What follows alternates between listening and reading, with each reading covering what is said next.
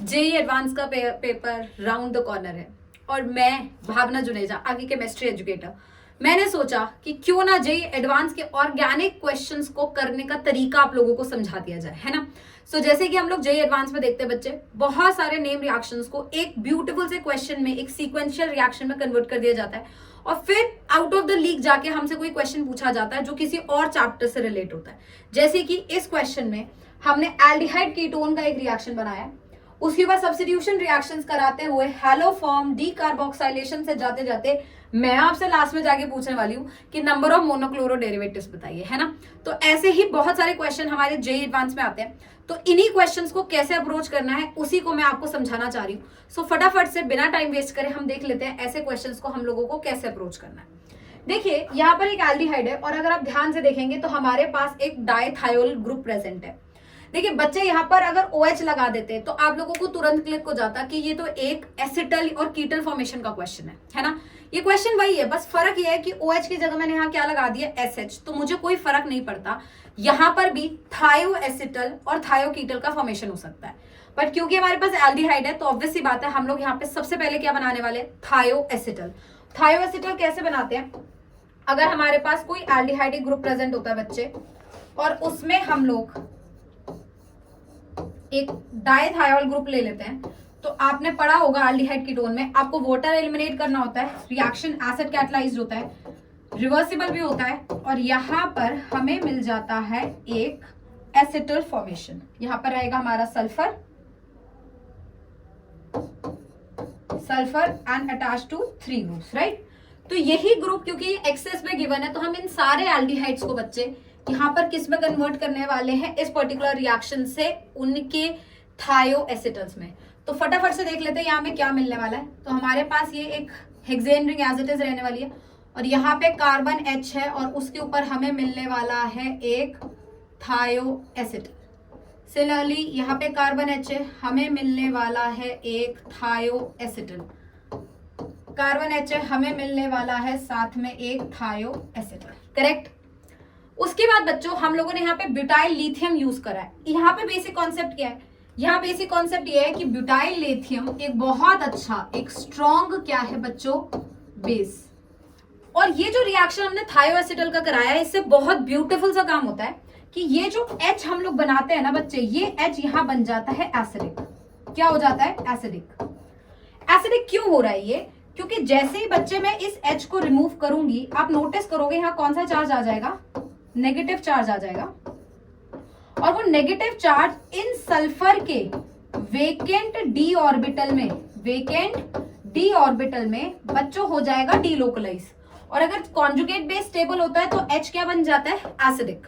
और यही क्वेश्चन का या एग्जामिनर का मेजर कंसर्न था कि वो इस एल्डिहाइड के H को बनाना क्या चाह रहा था बच्चे, एसिडिक। अगर ये सल्फर की जगह यहाँ पे अल्कोहल यूज किया जाता, मतलब ऑक्सीजन होता, तो ऑक्सीजन के पास बच्चे हम लोग जाते डी ऑर्बिटल नहीं है और डी नहीं है तो ये एसिडिक नहीं हो पाता।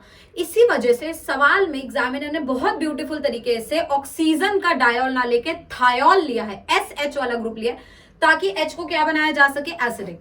तो इसका मतलब ये ब्यूटाइल लिथियम यहाँ इस एसिडिक H को हटाएगा। देन मेरे पास एक CH3Br ग्रुप है जो कि ऑब्वियस सी बात है न्यूक्लियोफिलिक सब्स्टिट्यूशन रिएक्शन करवा सकता है। तो बेसिकली एग्जामिनर यहाँ पे क्या चाह रहा है कि आपने जो भी थायो एसिटल बनाया है, इस तरीके का एक थायो एसिटल बनाया, आप ब्यूटाइल लिथियम से उसे ट्रीट करके इस H को यहां से रिमूव करा के एक कॉन्जुगेट बेस रेडी करने वाले हैं और इस कॉन्जुगेट बेस को बच्चे हम CH3Br पे न्यूक्लियोफिलिक अटैक करा के इस एल्डिहाइड को तुरंत आप देखेंगे मैं बदल दूंगी एक कीटोन में। So we started with aldehyde, and up getting a methyl system. यहाँ पर एल्डिहाइड की जगह मैंने क्या जनरेट कर दिया बच्चे, CH3। मतलब मुझे इस क्वेश्चन में नेक्स्ट स्टेप में इन सारे H को किससे रिप्लेस कर देना है बच्चे, मुझे रिप्लेस कर देना है CH3 से। मतलब जो B पार्ट होगा वहां पर हमें क्या मिलने वाला है, मैं सीधा प्रोडक्ट्स पे आऊं तो B पार्ट में हर H की जगह लगने वाला है CH3, यहां पर भी H की जगह लगने वाला है बच्चों CH3, यहां पर भी H की जगह बच्चों लगने वाला है CH3, करेक्ट। उसके बाद हम लोगों ने करा दिया है हाइड्रोलिसिस। क्या करा दिया बेटा? हाइड्रोलिसिस।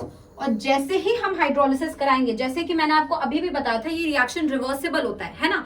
जैसे ही आप हाइड्रोलिसिस करा देते हो तुरंत ही ये ग्रुप्स यहां से टूट जाते हैं। OH OH यहां आ जाता है कार्बन की तरफ, HS थायोल की तरफ चला जाता है, रिएक्शन पूरी रिवर्ट हो जाती है। और इस कार्बन पे 2 OH मतलब जेम डायोल, जो कि तुरंत वाटर एलिमिनेट करके बेटा जनरेट करेंगे एक कार्बोनाइल ग्रुप। क्या जनरेट करेंगे? कार्बोनाइल। इसका मतलब, मैं नेक्स्ट स्लाइड पे जाती हूँ, जैसे ही हाइड्रोलिसिस करा, अब ये बड़ा S वाला ग्रुप हट जाएगा और उसकी जगह क्या आ जाएगा बच्चे? कार्बोनाइल। सो फटाफट से देख लेते हैं हमारा नेक्स्ट प्रोडक्ट C क्या होने वाला है। C यही हेक्सागोन रिंग होगी, बट इसमें कार्बन पे है CH3 और इस पूरी जगह पे क्या लगने वाला है? एक कार्बोनाइल ग्रुप। कार्बन पे है CH3, पूरी जगह पे लगने वाला है एक कार्बोनाइल ग्रुप। कार्बन पे है एक CH3, पूरी जगह पे लगेगा एक कार्बोनाइल ग्रुप। मतलब हर एल्डिहाइड को हमने बना दिया है मिथाइल कीटोन में।